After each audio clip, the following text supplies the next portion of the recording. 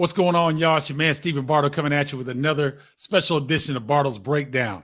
Won't be doing the show today, but I've got a really good interview from a former Big Ten great out of Ohio State. Lawrence Funderburke's got a fascinating story about his collegiate and pro basketball career, and he's doing some great things with his business right now. So I know you guys are going to love this interview.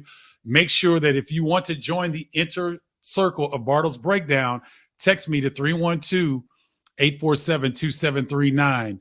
That's 312-847-2739. Holler at you guys later. Enjoy the interview. Lawrence Funderburke coming up next.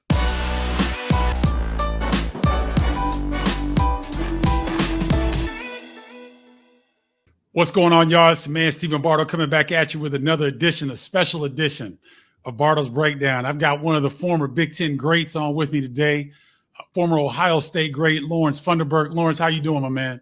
Hey, thanks for having me.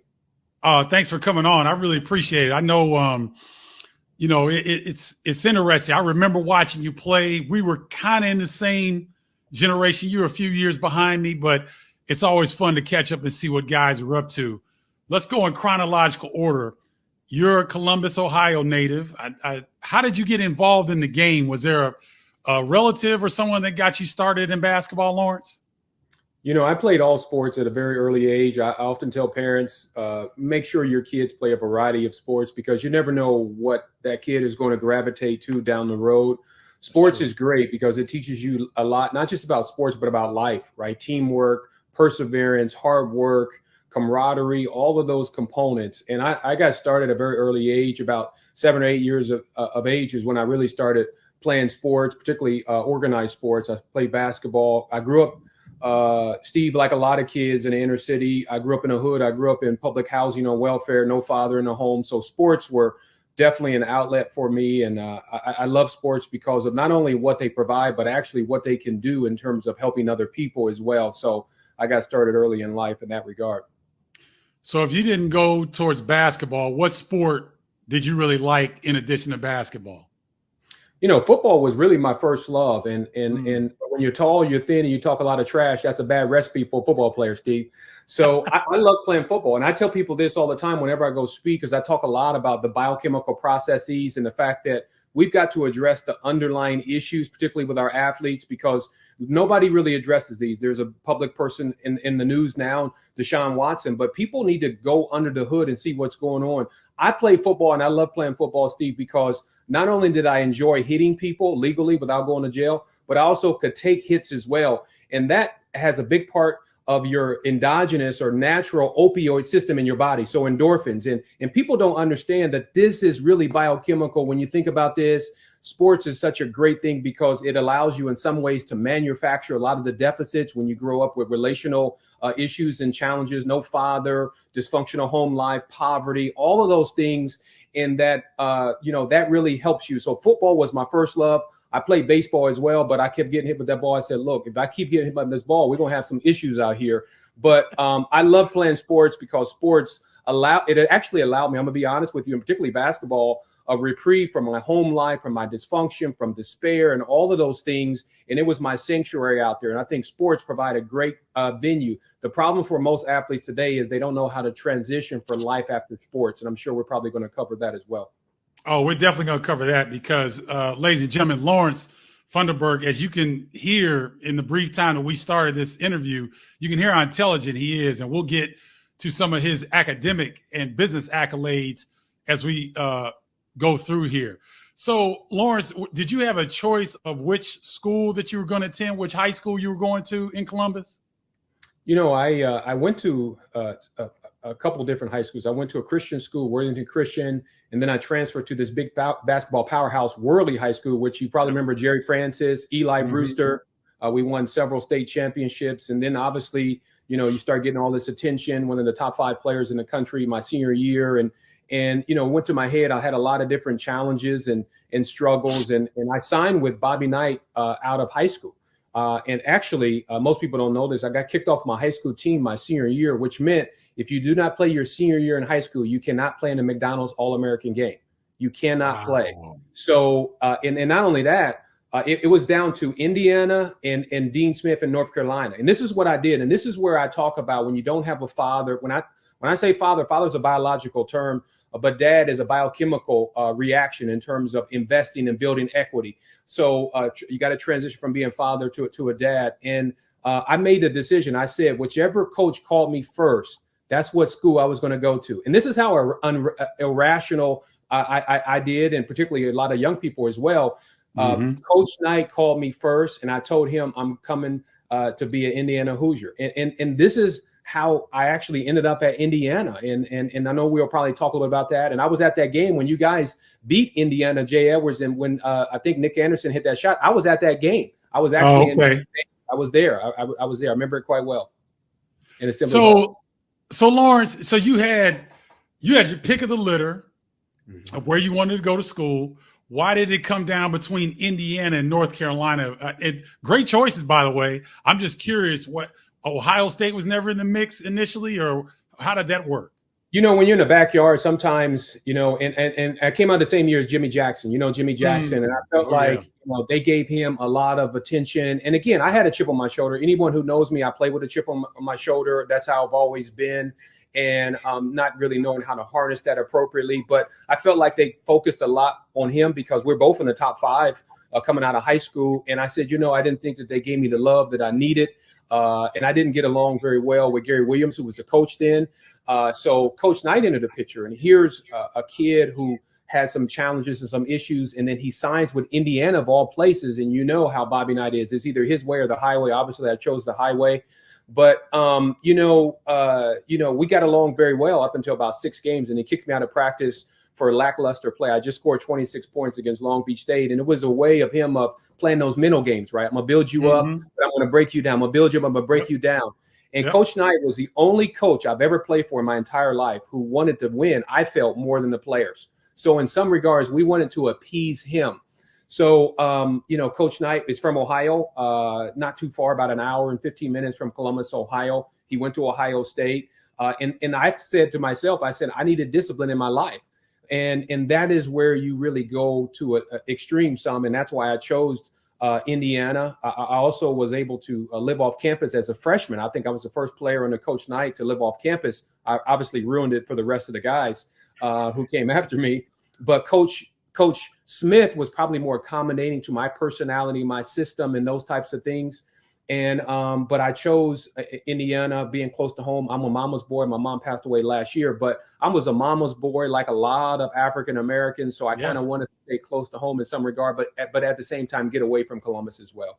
And then I actually matriculated back to Columbus when Coach Ayers, because he had already, when I assigned, he had just got the job, I think, after I assigned with Indiana. And then he was obviously a father figure to me, like a lot of players as well. You know what? I want to go back to something, Lawrence. You said something that's very poignant, and it stuck out to me. You said you thought Bobby Knight wanted to win more than the players. The players wanted to appease Coach Knight, but Coach Knight wanted to win more than the players. Can you expound on that a little bit?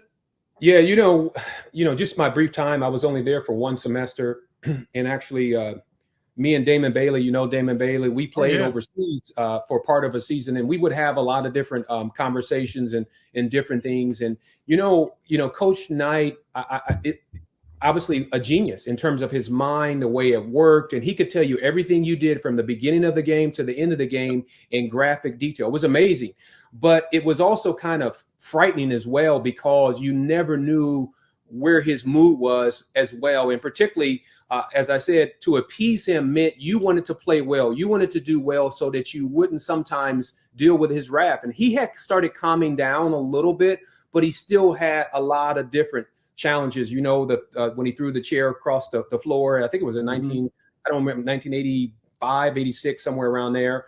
But then he didn't really quite mellow out. And I think the passion to want to win, to excel, drove him in many regards. I believe it really had a filtering effect on players, even those who stayed, and I think it affected them. And Coach Knight, certainly one of the game's greatest coaches, and I say this between him and Dean Smith.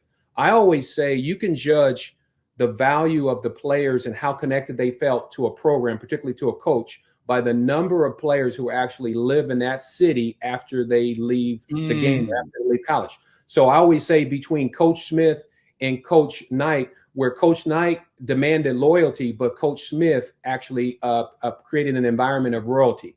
And more players live in Chapel Hill than they do in Bloomington, Indiana.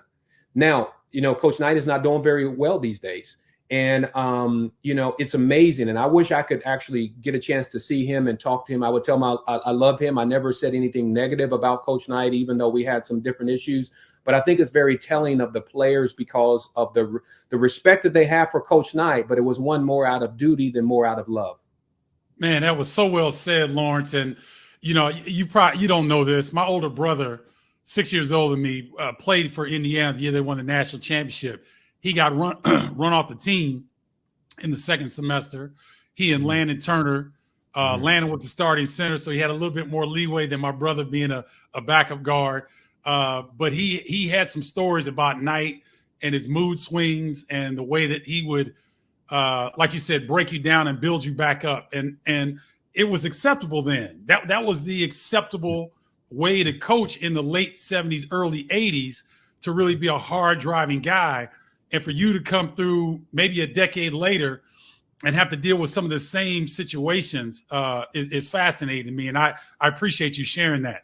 So you leave Indiana, you transfer to Ohio State, and it seems like things really blossomed for you during your stint at Ohio State. You and Jimmy Jackson won a Big Ten championship. You go on to get drafted. How was your experience coming back home and playing for Ohio State? It was tough because, when you go through some of the difficulties and challenges being an African American, and I'll pick back up on that. One of the things is my son has a father in his life. More importantly, he has a dad. And I would be fine with my son playing for a coach very demanding like that. The modern day version of Bobby Knight closest is probably Bob Huggins down in West Virginia. That's right. And there's a couple others, but not many can deal with today's players because there's so many different things that have changed, and particularly the sensitivity factor. But so I go to Indiana. Go to Indiana, and then I transferred, and I come to Ohio State. I remember when I was leaving, because I was all over the place, and it just shows you how erratic your behaviors can be when you don't have a level of stability in your life, particularly from a paternal aspect. I really place a lot of emphasis on that. So I'm leaving Kentucky. I was staying with a guy by the name of Brett Barrett. Brett Barrett played at Kentucky, if you know his name, and he was kind of one of my mentors. And then I said, I'm going back to Columbus. I'm going to face my fears. And I remember my mom, when I was running all over the place, she said to me, she said, son, you got to be a man and not a mouth. You can't keep running from trouble. You got to deal with it and be a man. And it's amazing that she couldn't tell me or relate with me how to be a man or show me how, but she also knew what a good man was and what a man who needed to step up to the plate needed to be. So I'm coming there and I'm listening on the radio, all of the people, and they said, guess who's coming back to Columbus, Ohio? Lawrence Funderburke. 50% of the fans said, Steve said, no way. He's troublemaker. He's going to cause problem, because you had Tregley and Perry Carter. They both were leaving. You remember they were leaving. Oh, yeah. I played against both those guys. Yeah, you played against both those guys. That's right. You played against both those guys. And then about 50% said, no, you got to give them a chance and see. And it's amazing that when you have people who say things about you and don't know you, that really hurts. And I tell people all the time about particularly black athletes, you can't just read the title of the book. You got to open up the book and read the contents inside. And I tell people, be very careful how you judge people. I'm not saying you excuse behaviors. I'm not saying that. But I'm saying with your accountability, please extend some grace as well. I go to Ohio State. We have a very successful season. People thought I was going to be a troublemaker. I ended up being a Dean's List student, graduated magna cum laude in business finance. So academics has always been there. But people always saw me as this trouble kid. But there was a dichotomy, because I'm a very intellectual guy. And then I come from this very troubled environment, which sometimes doesn't mesh up. And then people didn't know how to read me. And most people probably label me as a malcontent more than anything else.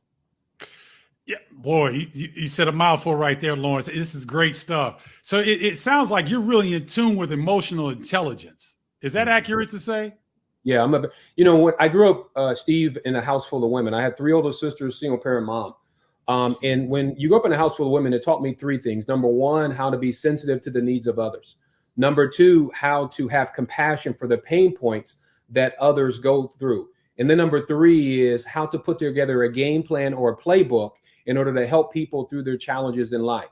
The problem is you're out of balance, right? Because you have the emotional side, which is more of the right brain, and then you have the left side, is kind of the rational side. Both can be rational and emotional in some respects, but typically people look at it that way. So empathy assimilation is probably one of my strongest hallmarks, meaning that I'm able to put myself in other people's shoes and understand what they go through. Doesn't mean that I actually condone what they go through. It just means that I am empathetic and I understand what they're going through. And I think that's the problem in our society today. We don't have people who are skilled in this area. I always say that we all speak English, but we don't all speak the same dialect. We have a problem in this country. And I think athletes, former athletes, African Americans, in order to heal this country, we need to have people who understand and have been through various life experiences to be able to speak in the needs of others and be a bridge builder at a time when people are blowing up bridges. I blew up a lot of bridges in my life, but at this time, the Lord Jesus Christ has really positioned me to bring people together. And I think athletes are in a great position, particularly former athletes who have diverse life experiences like yourself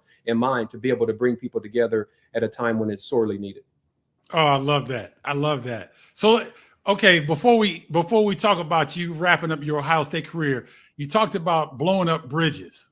Mm-hmm. Is there a situation, an experience that you can share to illuminate that point? Yeah, you know, when you got to think about it. Okay, 1989, our class, you know, Kenny Anderson, me, Shaquille O'Neal, Jimmy Jackson, Allen Houston. Those were the five. Yep. Out of all those guys, you know, they all went lottery except for me. So, and then he went to college, and I left Indiana. So there was these things, you know, and when we talk about blowing up bridges, you know, people look at you and the perception was you're a troublemaker. So people look at that and they kind of label you. And I remember Dick Vitale had some nasty things to say about me on air.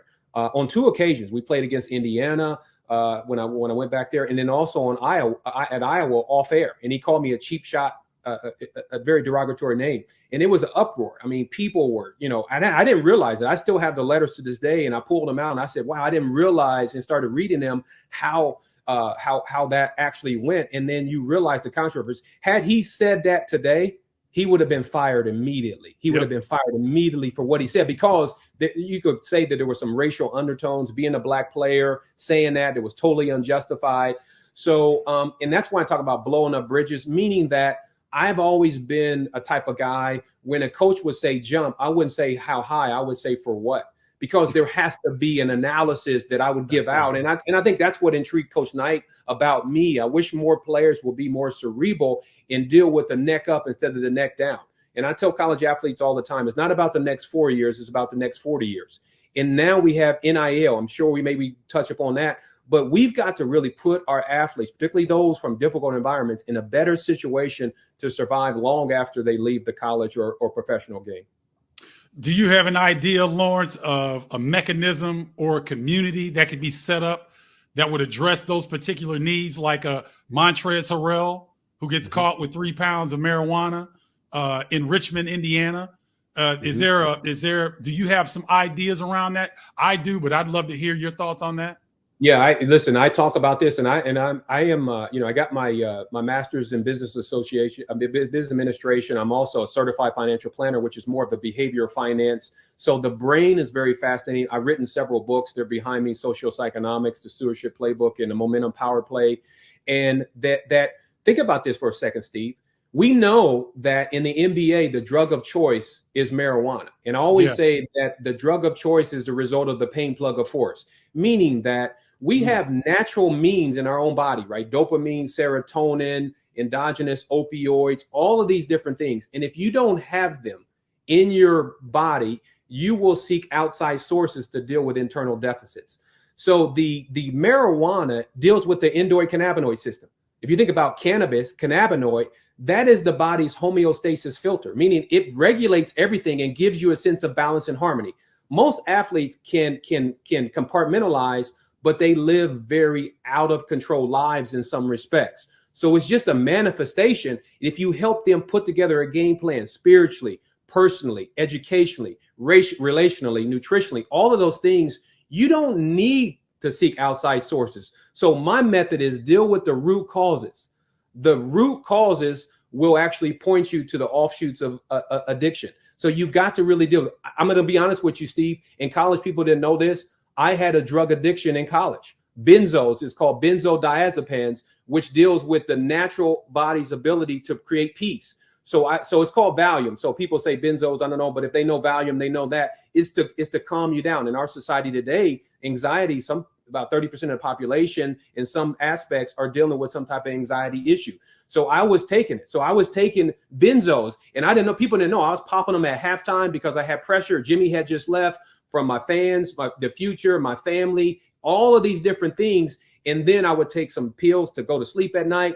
And then by the grace of God, I'm totally free of all of that. But you do this because you have to deal with the pressure and all that. And now you got social media and all the things that these kids, now they're gravitating to alcohol, they're gravitating to Molly, they're gravitating to marijuana, all these things. But if you never deal with the internal deficit, Steve, we're going to have a society that's totally addicted to all kind of drugs, legal and illegal.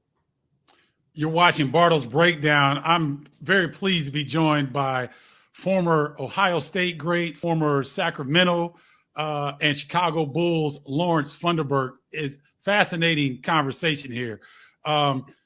So you talked about the body's ability as an athlete.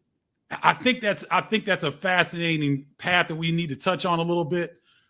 Can you give a sense of some of the pressure that you felt coming back home, coming back to maybe feeling like you needed to provide financially for your family, having friends? You've got several books, but one of them, Hook Me Up Player, I thought was a great title for a book. Can you talk about your experience in wanting to write that particular book and what that entailed?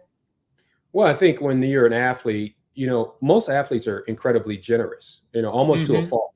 The problem is that you can fall prey to the Messiah complex, and other people expect you to be that. In terms of, when I became a professional athlete, and I know, unlike a lot of athletes, I don't change my number. I don't run from anybody. I deal with people straight on. That's just the type of person I am. So I bought my sister all my sisters a house. I bought my mom a house. I bought my grandmother a house. I gave them some cash, but I placed boundaries on what I was going to provide. And I always tell people, always put guidelines and guardrails on what you can provide. And I tell them, it's not that I can't, it's just that I'm not going to do it. And if I have nieces and nephews, if you want to go to college, I'll help you get to college. We've set up scholarship funds at Ohio State. I'll help you, but I'm not going to handicap you. And I think for a lot of athletes, people don't understand how demanding it is, and that there's always people pulling and tugging at you and expectations, particularly if you're African American. And it's very hard because, you loan $1,000 or a couple $1,000, and then people count your chips for you. And I say, look, you don't have to do that for me. And they say, well, you gave me 1,000. You could have gave me 10,000. And it's very difficult and it's very hard. And I think for a lot of parents are pushing their kids, particularly to today, not just pros, but now in the college with NIL. And it's just a very difficult thing. So I love writing because I like to give people a behind the scenes look at what's really going on. I've written Momentum Power Play, which is my latest book in terms of life and sports and how you got to create momentum in life, and particularly just like sports. And how do you get it back when you lose it? How do you keep it going once you got it? What if you lose it? How do you get it back? So you got to really help people. And I think sports is the greatest segue to help people in life. And I wish more athletes would really look at the educational and the intellectual side and then weave in some different concepts. And I think that's very, very important to be able to give perspective, because that's what we need in a time when people are looking for answers. Lawrence, can you grab one of those books and put it up to the camera so we can see it? And I'm gonna link to this Momentum Power Play. What's the subtitle there, Lawrence? Yeah, Momentum Power Play. So it's how to create it when you never had it and keep it going once you got it. And if you go to Mr. Fundy, MrFundy.com, you can see all my books. I work with companies. One of the things that I'm doing right now, Steve, is how do we bridge the gaps and particularly the disconnect when it comes to the racial divide? Because companies are terrified. This whole concept of diversity, equity, and inclusion, I really talk about cultural capital. And I think we've really got to address the cultural capital, how we actually understand people from different backgrounds. And then we have civil discourse, which getting to the table, sitting down, having a dialect. And then my point guard is mental health, because the mental game is a big problem. And we've got to really address where people are mentally. My power forward is leadership ethics. If we have a crisis in any area, we have a crisis in leadership. And then my center position is economic disparities. We have a lot of gaps, and particularly with COVID, the gaps have gotten wider and wider. So I'm creating with my wife. I've been married for 23 years. That we are creating an online platform to actually help people. And I travel all around the country, and I think they like dealing with me because I tell people all the time, particularly white men in influential positions who are probably watching this. I said, look, you don't have to sit down. You just need to scoot over, meaning that the front seat has a better view than the back seat. And we grew up at a time when there were no seatbelt laws, which meaning if we had enough room, we could squeeze in. And I think it's very important that you have people. And I tell people, you know this, Steve, that if you're playing more defense than offense in sports or in life, you're typically going to lose the game. Yep. And then we've got to really deal with the fact that when you're a black person, a black man, black woman, that it's like akin to playing sports where you're playing on the road in a permanent away uniform, right? You don't get the calls, right? You don't have. Wait. Say that again, Lawrence. Say that again. Yeah, I give the analogies because I think sports is a great way to really tie in very important concepts. So when you're a black man or black woman, it's like playing on the road in a permanent away uniform. And then to give context, because people understand sports. And I said, listen, when you play on the road, number one, you don't get the calls, right? Typically the home team gets most of the calls. Number two, you don't have the fan support, right? Meaning there's not going to be as many fans in the stands cheering for you than the home team. So you have to deal with that, particularly and when we say fan support, I'm talking about getting the mentoring, the resources and people to really invest in you to help you, particularly when you have this permanent away uniform. And the number three is you have to deal with a lot of booing and different things, not only externally what you hear, but internally what you say to yourself, Steve. And then when you get the boos, then that may mean you can turn to the booze. My father was an alcoholic. He cared more about the bottle than about the emotions bottled up inside of me. And I always say that, you turn to these outside sources to deal with internal deficits. It's not rocket science. We just got to connect the dots. And that's really what the Lord has gifted me to be able to do, is to connect the dots, to bring people together. And I think that's why being a black man, being a former athlete, being educated, being a father, a husband, I think it gives me a very unique vantage point to be able to connect with people who are black, white, rich, poor, straight, gay. It doesn't really matter to me. You got to be able to speak people's language, and that means you have to be skilled at dialect. Wow. That's powerful, brother. You're listening to Bardo's Breakdown. This is Lawrence Funderburke, ladies and gentlemen. I'm sure he's already dispelled some things that the media had said about him during his playing career. Let's skip back to your playing career a little bit. So you leave Ohio State. You're the 51st pick in the 1994 draft. You get drafted to the Kings, but you go overseas. I believe you played in Israel, Greece, and France. How was that experience overseas for you? Let's back up and talk about being drafted. I remember at the draft, I played on all the combines. I mean, we went to the Phoenix Desert Classic, and then there was I think in the Hampton area, or there was a camp there, and then we did the NBA pre-draft camp. So I went to all the camps, even though people had watched me, they knew my abilities and different things. But I tell people this all the time. I tell young people this all the time. I had an NBA executive sit down with me, and he said, Lawrence, everyone knows you have lottery talent, but no one's going to draft you in the lottery because they can't trust your brand. Now think about that for a second, Steve. Think about what that costs me in terms of that. That's why I tell young people all the time, you have to protect your brand at all costs. Brand is the perception, not just how you feel, it's how other people perceive you. That's what branding is all about. I've worked with companies in terms of the branding, the dynamics. But so I had these question marks. I remember playing in the Phoenix Desert Classic, and then I was second in scoring and second in rebounding. Brian Grant was the leading rebounder. I averaged like 12 or 13. He averaged 14, and the Eric Piatkowski was the leading scorer. So he averaged 21. I averaged 19 and 12, right? And I did not make the all-tournament team, right? And then so I knew I was a marked man, and I knew it didn't matter because of my perception and the baggage that I was bringing with me, even though I had walked away and gave the Heisman stiff arm to all of the troubles that I had earlier, graduating honors and all that. It didn't matter. And then they draft me, they draft Michael Smith and Brian Grant in Sacramento.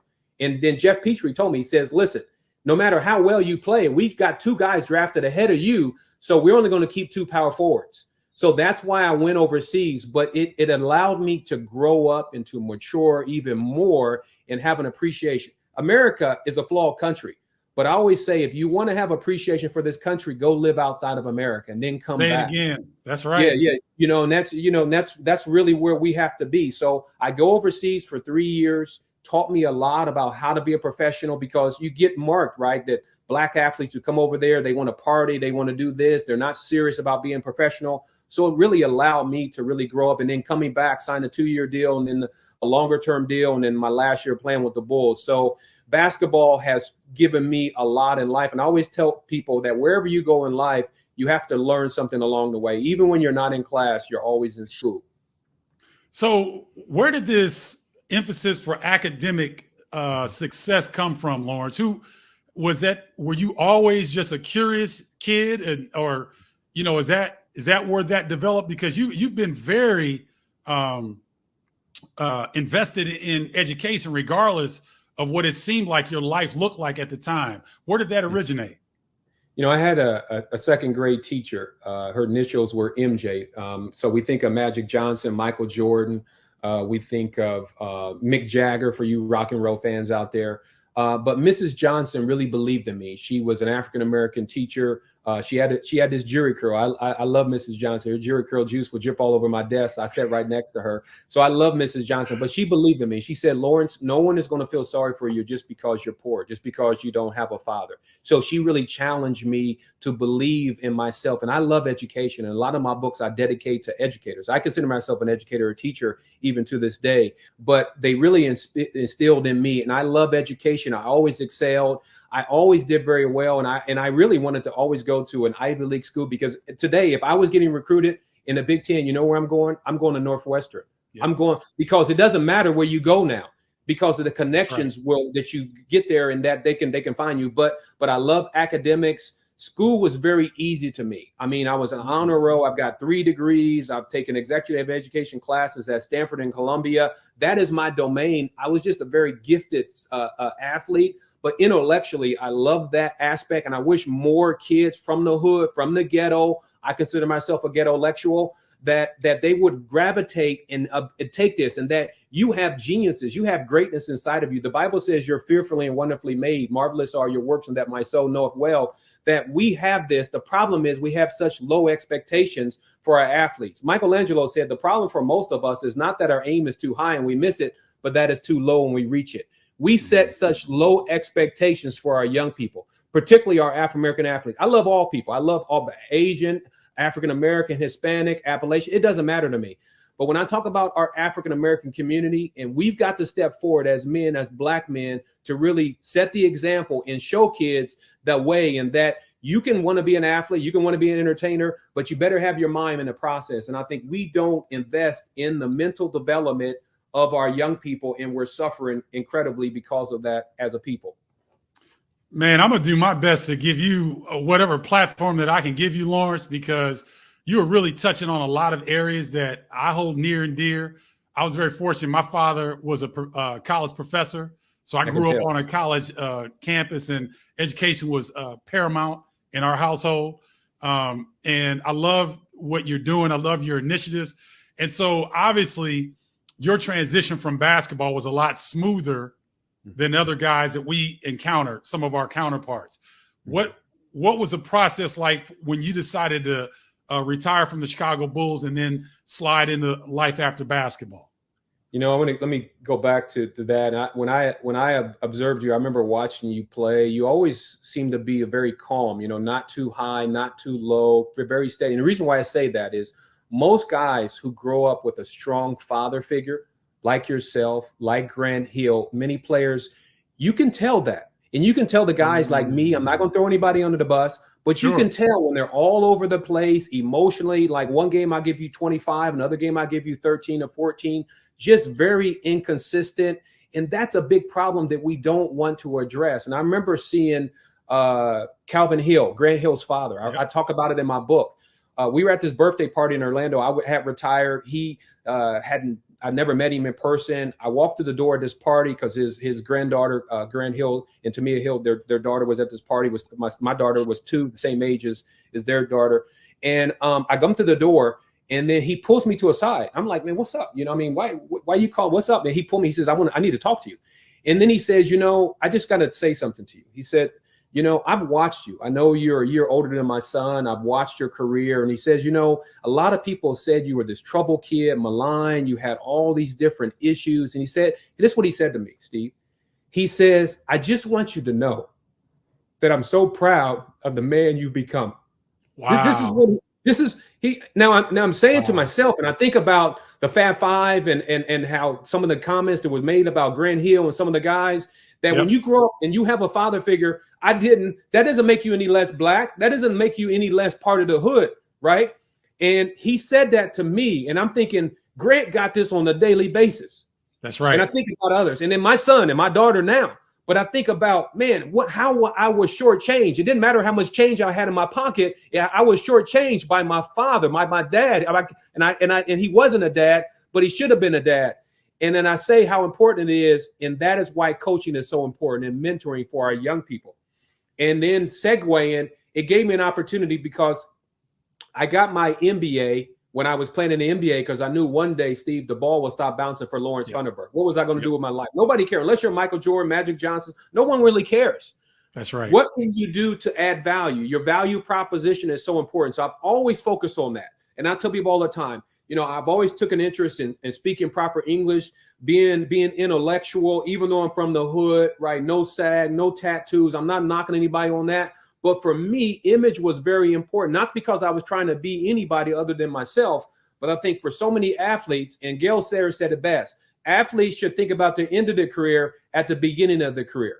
And we don't do that. And I think that's why it's so telling. But I really hold the coaches. I hold these leagues. I hold the big, these college systems, because they've got to be in the business for helping. I remember that commercial. All of our college athletes would go pro in something other than sports. Yeah. Where was that this year? Where did that go? So a lot of people don't like dealing with me, Steve, because I tell the truth.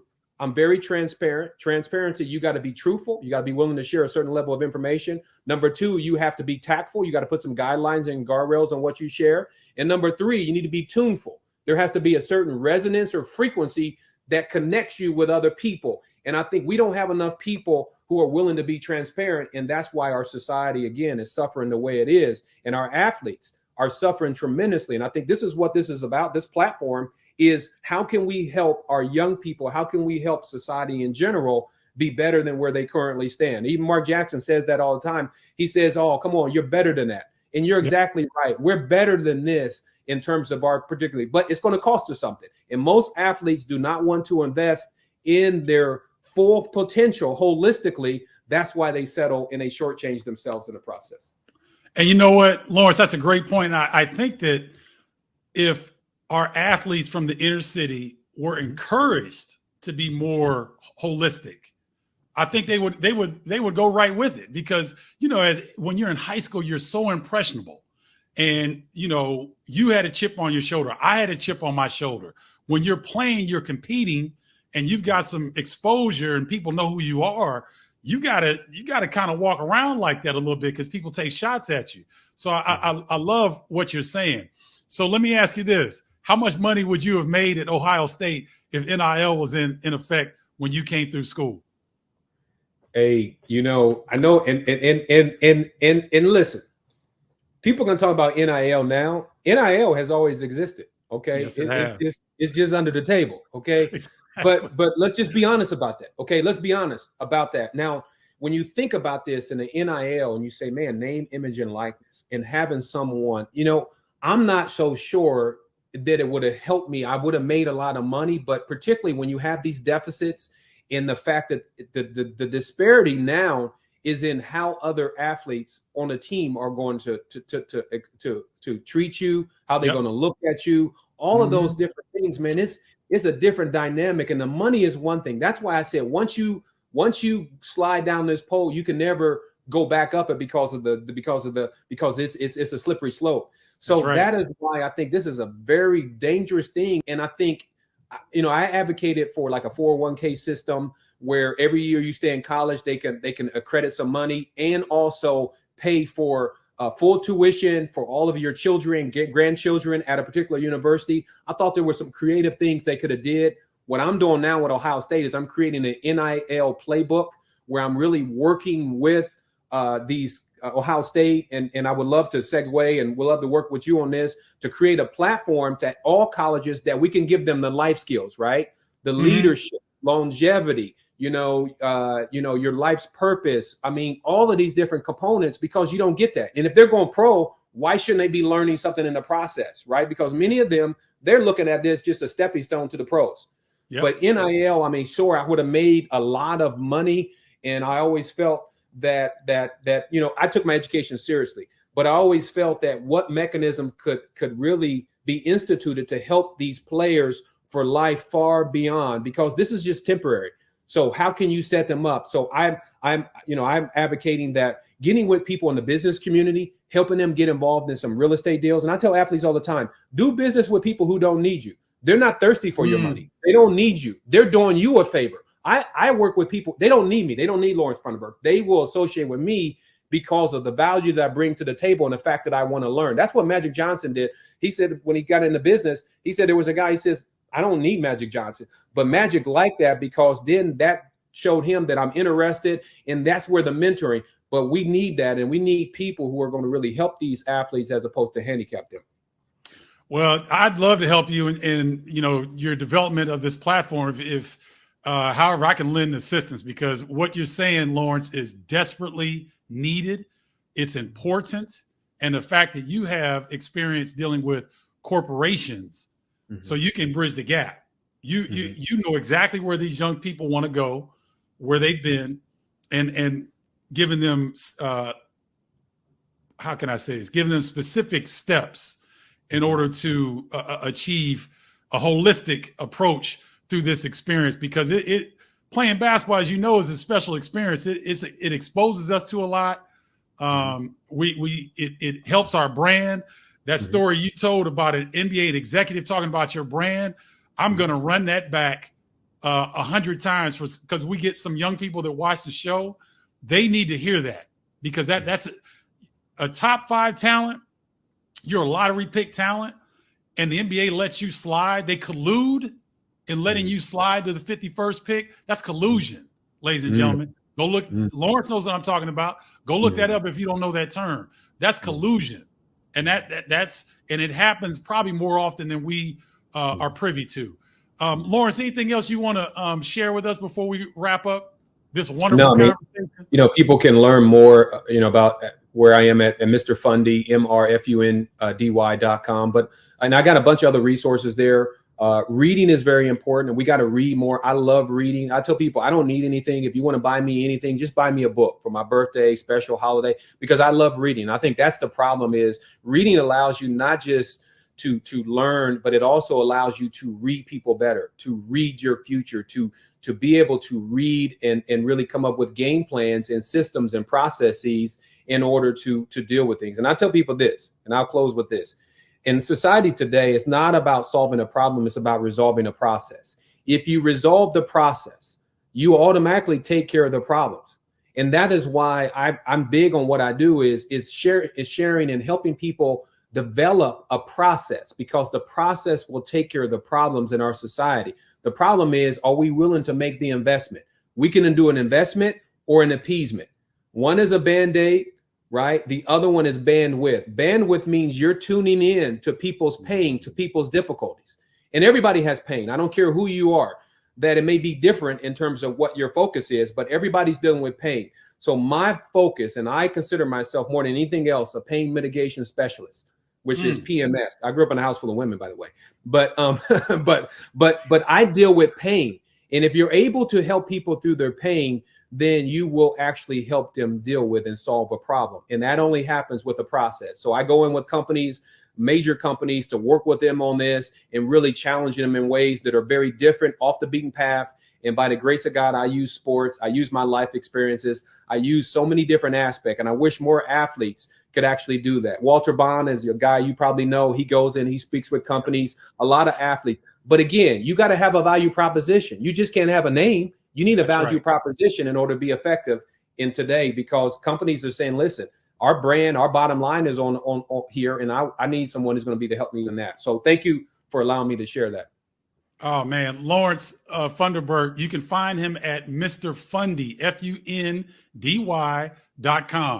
please, everybody go support what Lawrence is doing. He's doing the Lord's work. And I think you would agree with that.